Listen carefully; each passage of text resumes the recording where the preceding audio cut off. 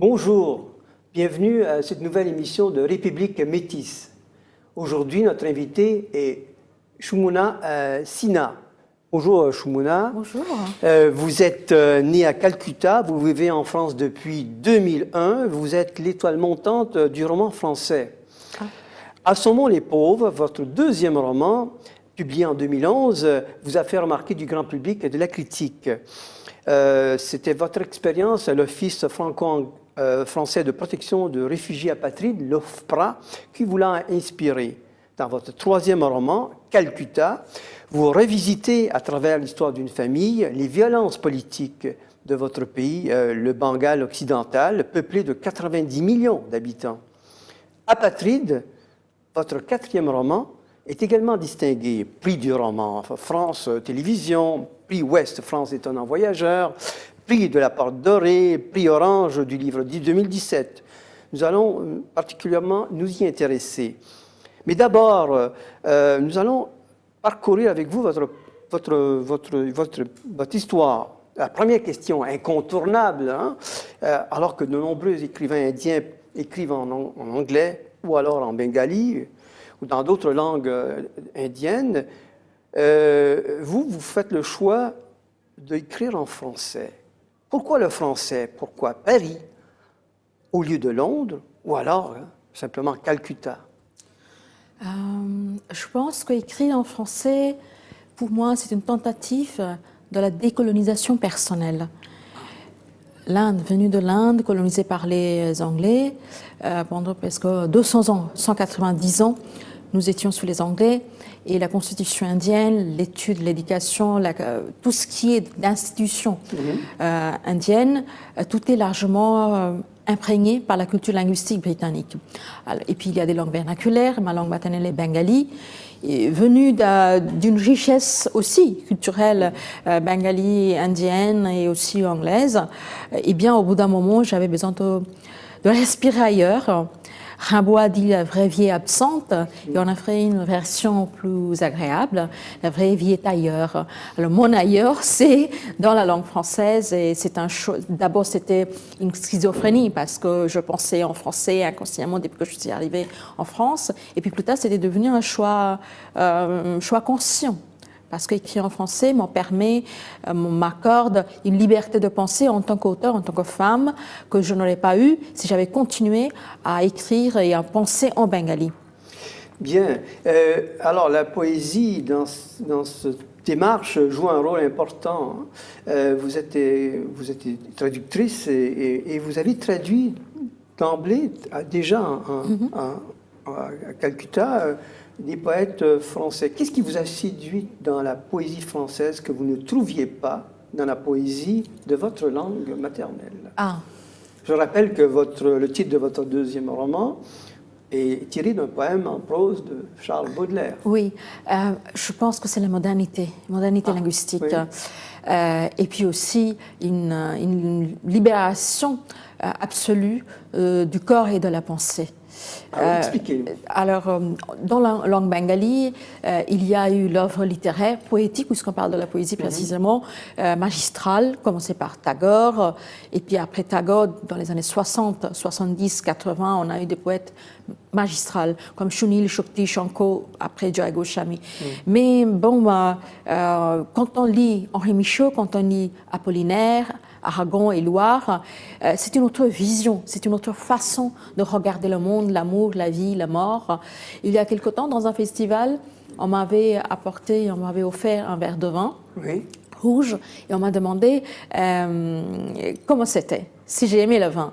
Et je ne pouvais pas répondre, j'étais un petit peu embarrassée parce que c'était dans un gobelet en plastique.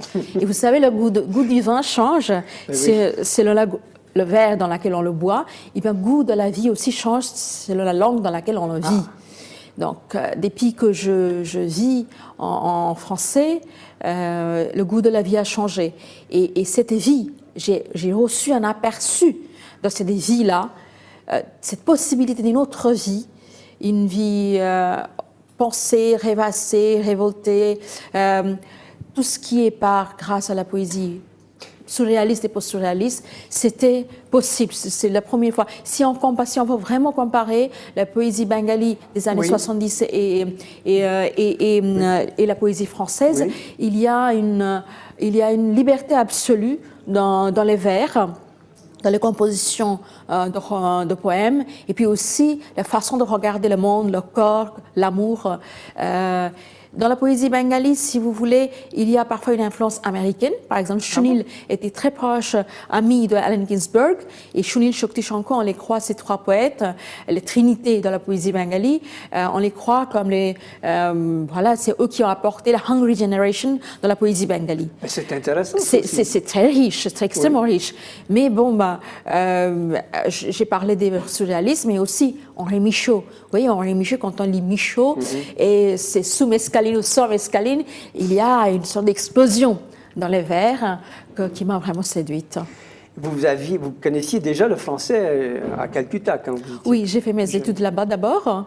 Ensuite, j'ai fait une première maîtrise dans une université au sud de l'Inde qui est un peu différent que le GNU. GNU qui est plus l'approche pragmatique dans la traduction, dans l'interprétariat, tandis que l'université à Hyderabad où j'étais, c'était plus une approche, si vous voulez, dans le stylistique, dans l'appréciation de la poésie. On étudiait Chomsky aux Saussures.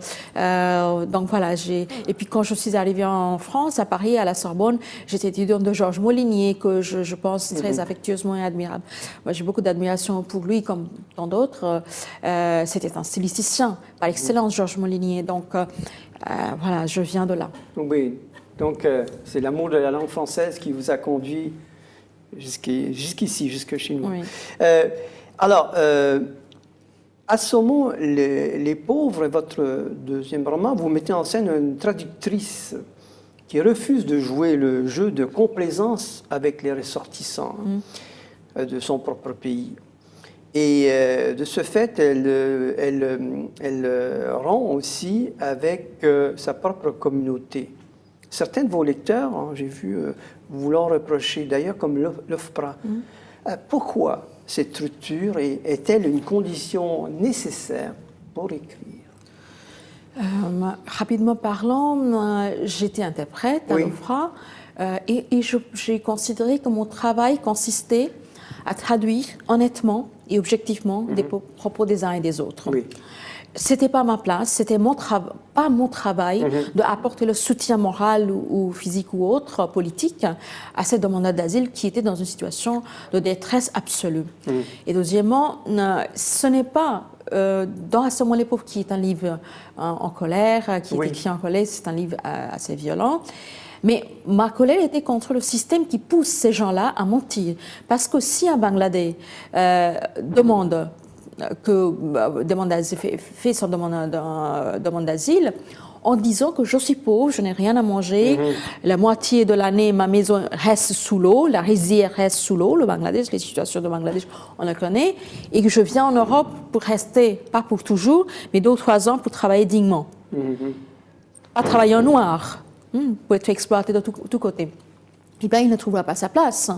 Le traité de Genève qui a été signé en 1951, c'est formidable pour la demande d'asile politique. Et dans le roman Assommons les pauvres, je n'ai pas permis de commenter tous les migrants qui fuient les guerres civiles, le génocide. Je n'ai pas commenté leur situation. J'ai commenté un cas très particulier, ceux des Bangladais, ou ceux aussi des Bengalis qui viennent de l'Inde, mais qui dissimulent, qui font passer pour les Bangladais. Eh bien, c'est leur situation désespérante que s'ils étaient les demandeurs d'asile économiques et écologiques, on n'aurait pas accepté leur demande. Aujourd'hui, la terre entière, on s'active, il y a des partis de verts, on parle de marché de l'économie libérale effrénée. L'homme ne peut pas traverser les frontières, tandis que l'argent et les produits traversent les frontières. Donc ça, j'ai trouvé ça d'une injustice incroyable, c'est pour ça que j'ai écrit ce livre dans un état de colère, oui. Alors, justement, on va continuer dans cette voie-là. Vous-même, quels sont vos rapports avec votre communauté d'origine? Je rappelle que en Seine-Saint-Denis, il y a une importante communauté indienne. Mais ensuite, la question accessoire, que pourriez-vous dire aux jeunes Français d'origine indienne qui vous regardent maintenant et qui souhaitent peut-être devenir écrivain? Alors, premièrement, je n'ai aucune appartenance ethnique communautaire. Je ne représente pas l'Inde, je ne représente pas la France, je représente, si il faut absolument représenter quelque chose, mais je vais m'inscrire dans ce cas-là dans la matrice universelle, matrice planétaire de la littérature qui existe. Je n'aime pas le concept de la frontière, de l'État, de division identitaire, le discours identité qui nous passionne tant pour de diverses raisons.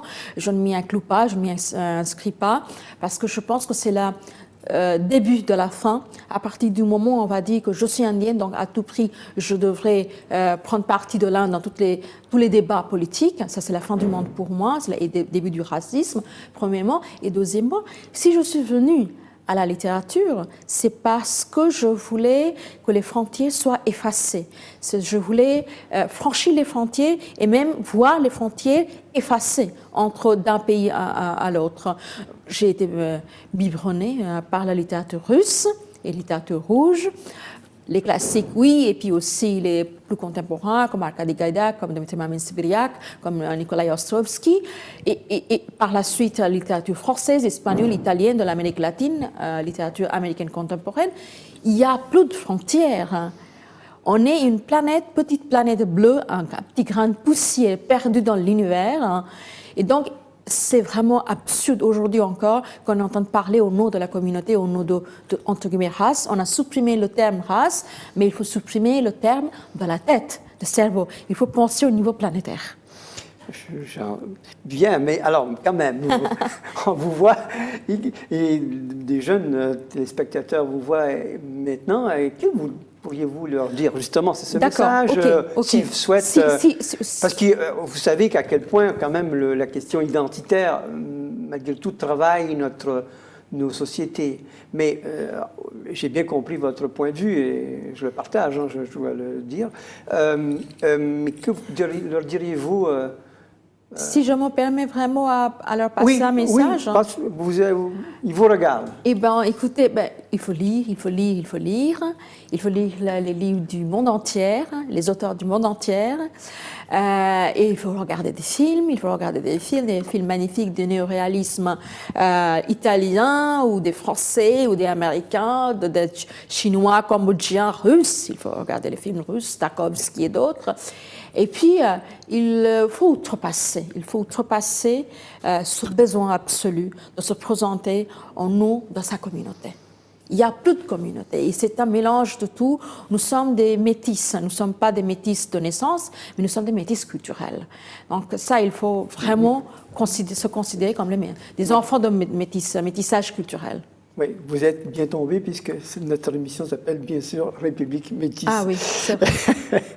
Et alors, je poursuis d'ailleurs, nous allons entrer dans votre atelier d'écriture. Alors, ce laboratoire de style que vous évoquez notamment dans certains de vos entretiens, comment vous le caractériseriez mais d'abord, une question antérieure, est-ce que vous avez l'impression que votre succès est lié à un malentendu? En d'autres termes, qu'on vous a choisi parce que vous êtes exotique? Ah, j'espère que non. C'est pas à moi de le dire, mais oui, il y a un risque, vous avez raison. Il y avait en tout cas peut-être un risque. Et puis, c'est vrai qu'une indienne qui n'écrit pas en anglais, parce qu'il y a des auteurs indiens contemporains magnifiques, comme Arundhati Roy, comme Amita Ghosh, sans parler de Naipaul évidemment, Tarun Tejpal, et tant d'autres qui écrivent magnifiquement bien en anglais. Leurs livres sont traduits en français et dans les langues du monde entier. Et donc, une indienne qui écrit en français, évidemment, ça attire leur regard.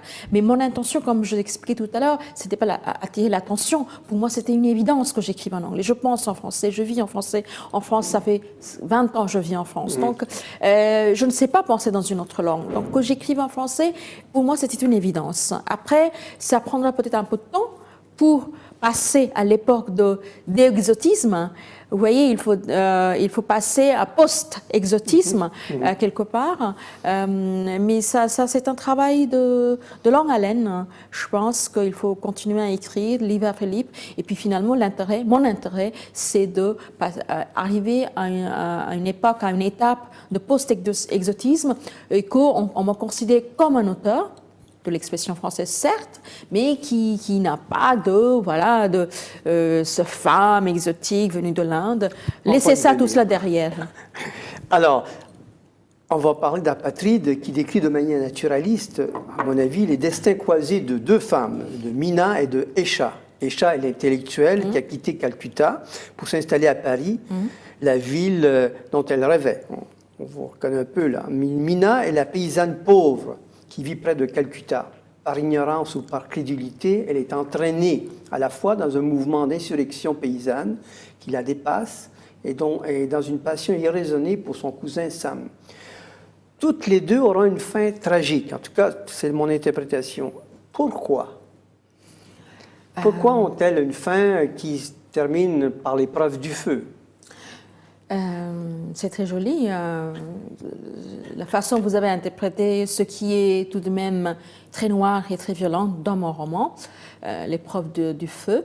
Mais en tout cas, toutes ces années, quand je présentais mes livres ici ou là, on m'a demandé pourquoi il y a autant de cas de viol en Inde. Le viol existait depuis la nuit de temps, mais en parlant de l'Inde, qui est un pays émergent, j'ai eu l'impression qu'il y a une classe moyenne.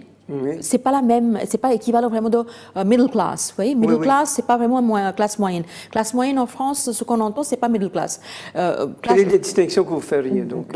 Middle class en anglais, c'est-à-dire que classe moyenne aisée. Donc on va dire classe moyenne aisée. Et là, aujourd'hui, cette classe moyenne aisée qui représente environ 14-15% de la population indienne, sur le 1 milliard, ça fait beaucoup. Donc, ils ont de l'argent, ils veulent montrer qu'ils ont de l'argent. Donc, c'est une société de consommation. Bien sûr. Donc, les jeunes femmes qui, aujourd'hui, ont 20 ans, adolescentes, 15, 16 ans, 20 ans, 25 ans, elles vivent, elles et eux, les garçons et les filles, vivent comme ils veulent. À l'accidental, plus ou moins.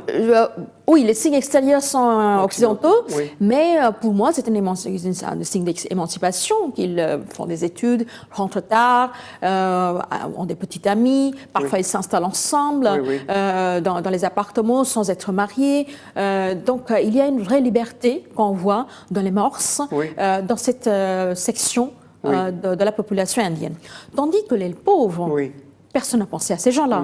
Aucun politique, aucun parti politique ne pense à ces gens-là, sauf pour les ramener le jour de vote, les manipuler. Donc ils sont là, ils sont dans les bidonvilles, ils sont dans les grandes villes, et quand ils voient les jeunes femmes sortent le soir à 18h, 20h, 22h, et ils sortent en jean, parfois en tenue encore plus légère, courte, ils pensent que ce sont des femmes qui cherchent les hommes. Ils méritent ça. Ce qui leur arrive, ils le méritent. Donc pour moi, ces cas de viol, c'était une expression érotique d'un conflit de classe. Pas évidemment tous, je ne généralise pas, mais là, beaucoup de fois, c'était vraiment une expression érotique d'un conflit de classe. Donc c'est pour ça que j'ai commencé à composer mon personnage de Mina. Au Bengale, on va voir, est-ce qu'elle est vraiment riche? C'est pour ça, entre guillemets, elle s'est fait violer par un pauvre. Pas du tout, c'est pas aussi schématique que ça, c'est encore plus complexe. Et puis, en écrivant ce personnage, en composant ce personnage, je suis revenue à Paris, et c'était janvier 2015. Donc, janvier 2015, on sait ce qui s'est passé, Charlie, et pour moi, c'est resté aujourd'hui encore une blessure qui peine à se cicatriser.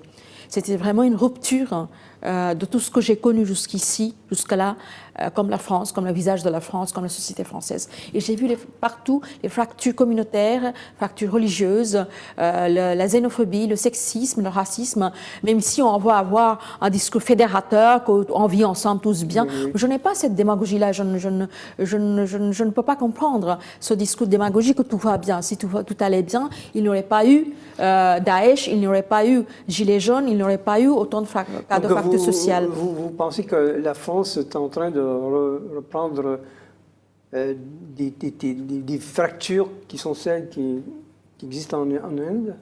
Je n'ai pas envie de comparer, en tout cas, déjà ce qui se passe en France, sans la comparer avec d'autres sociétés, ces fractures sont déjà assez graves.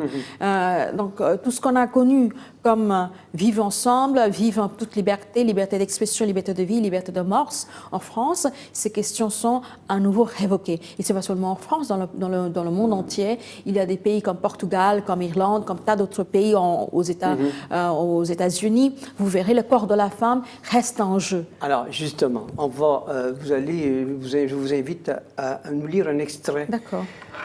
De votre roman qui met justement en situation le corps de la femme. D'accord. Très bien, avec plaisir.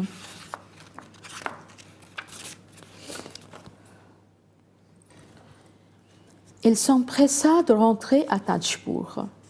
Mais dans la cour commune ou les petites ruelles sous les arbres, il eut la même impression d'être suivi par des voitures près du marché qui oscillaient comme des barques sur le sol cabossé, par des hommes qui parfois la dépassaient, la dévisageaient, à la dérobaient ou la regardaient en tournant la tête.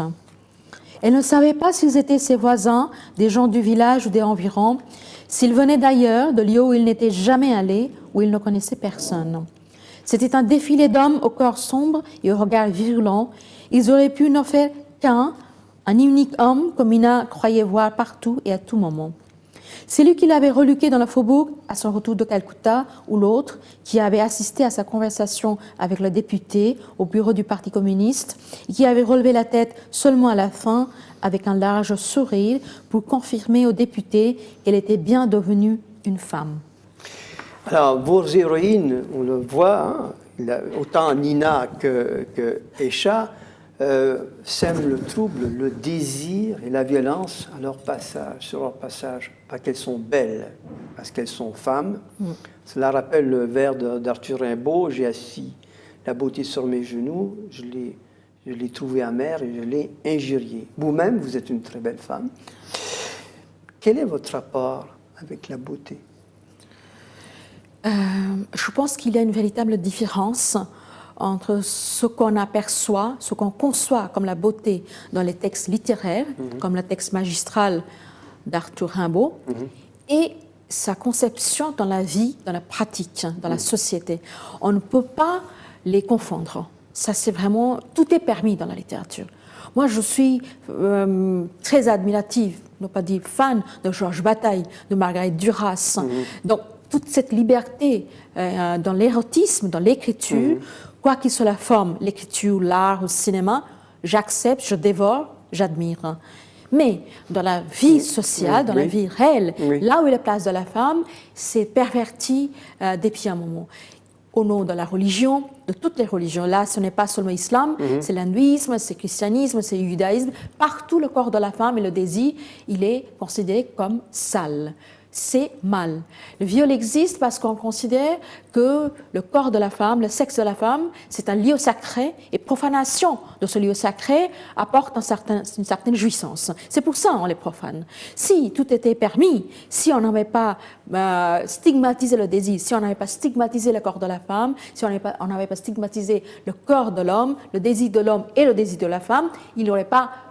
En grande partie, on aurait pu éviter ce problème-là. Donc le problème n'est pas l'expression érotique dans les textes littéraires. Le problème, c'est que nos sociétés, dans tous les pays, nos sociétés sont régies d'abord par les religions. On croit qu'on est dans une société laïque, mais on a toujours la notion du péché, elle est toujours là. L'éducation religieuse, directe ou indirecte, elle est toujours là. Ensuite, les sociétés capitalistes. Vous voyez, quand on a YouPorn, quand on est dans les internets, et là, c'est la banalisation, vulgarisation du corps féminin. Le corps de la femme est un produit de marchand. Produit du marché. C'est une marchandise. Donc, quand on est gavé de ce YouPorn, mais sur l'écran, il y a milliers de corps, milliers de trous. Donc, si on est gavé de ces images-là, C'est pas possible. Quand on sort de cybercafé, on sort de chez soi, et on arrive à la rue et on voit des femmes, on voit les sociopathes. On voit pas les femmes, on voit pas un être humain, on fait la projection de sa propre désir refoulé. Donc c'est deux choses, les religions et le système capitaliste où le corps de la femme est devenu un produit de marché, c'est ça qui me révolte. Et je pense que c'est entre eux, ces deux sont à pointe de doigt. Alors, tout à fait, et c'est d'autant plus d'actualité que nous sommes à quelques semaines des élections européennes. Vous êtes devenue une écrivaine européenne. Quel est votre regard sur l'Europe aujourd'hui? Est-ce que c'est un havre encore de liberté? Elle est menacée, les valeurs européennes qui découlent de la Déclaration des droits de l'homme et de la personne sont bousculées. Quel est votre regard de romancière de langue française, mais d'origine bengali? Comme je disais tout à l'heure, je suis bengali, je suis indienne, je suis française, je suis européenne, je suis de la planète Terre. Je pense qu'il faut peut-être discuter. Est-ce qu'on parle uniquement de l'Europe politique, l'Europe aussi culturelle, linguistique? Parce que si on pense qu'à l'Europe politique... Alors, je vais poser plus précisément ma question. L'Europe culturelle, est-ce qu'elle a sa vraie place? Est-ce que la littérature dans l'espace public aujourd'hui a-t-elle sa place dans la redéfinition, dans l'affirmation des valeurs européennes liées aux droits de l'homme et de la personne? Vous savez, dans les anciens films américains, on voit, quand ils parlent de l'Europe, il y a des continents.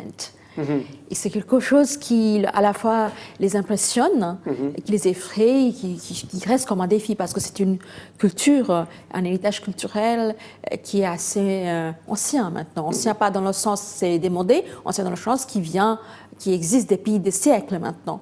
Donc on n'est pas là pour le dénigrer, mais on est là pour le renouveler aussi. On est là pour donner un nouveau souffle. Et aussi pour moi, personnellement, je n'ai pas, dans mes romans, comme ici aujourd'hui peut-être, je ne vais pas donner des réponses parce que j'en ai pas, mais souvent les questions que j'essaie de soulever, c'est que regardez, l'Europe qui a été créée, entre autres, aussi pour faire face à un monde anglo-saxon, l'Amérique, eux, ils ont un point très positif pour eux, c'est leur langue. La langue anglaise, elle a conquis le monde entier. Et donc, c'est aussi, s'il y a une guerre, guerre d'avoir de position, pouvoir, une question de pouvoir, c'est aussi lié à la langue. Anglais est tellement envahi le monde, il a une telle position impériale que face à ça, l'Europe avec plusieurs langues, qu'est-ce que ça serait? Est-ce que c'est les langues de l'Union pour unir tous les pays européens? Est-ce que ça serait l'anglais? Tandis qu'il y a eu Brexit. Donc, quelle langue va unir tous les Européens, tous les pays européens? Si on regarde tous les pays avec leur complexité linguistique, est-ce qu'il y aurait vraiment une unité quelque part? Donc ça, ce sont des questions que je pose. Aussi, à propos de ça, je pense, tout à l'heure, j'ai parlé de la Russie. Je pense quand on parle de la Russie dans la guerre froide entre l'Amérique et feu l'URSS, c'était aussi une question de langue, vous voyez, puisque c'est ma préoccupation principale, je vois aussi de façon linguistique, c'est que quand il y a l'alphabet cyrillique, ça les isole tout de suite, tandis que l'anglais, ce n'est pas seulement une question purement politique, politicienne, c'est aussi la langue sert d'un outil politique. L'anglais sert d'un outil politique pour le monde anglo-saxon. Et pour l'Europe, qu'est-ce que ça serait? C'est ça qui m'intéresse. Ce serait justement la traduction de toutes les langues. Ce serait, comme le disait Umberto Eco, la langue de l'Europe, c'est la traduction. Donc la capacité de pouvoir être entendu, même si on ne parle pas la même langue. Écoutez, nous sommes au point de conclure cet entretien. Je vous remercie, Shmouna Sina, d'avoir accepté notre invitation et je convie nos téléspectateurs à un prochain rendez-vous. Merci.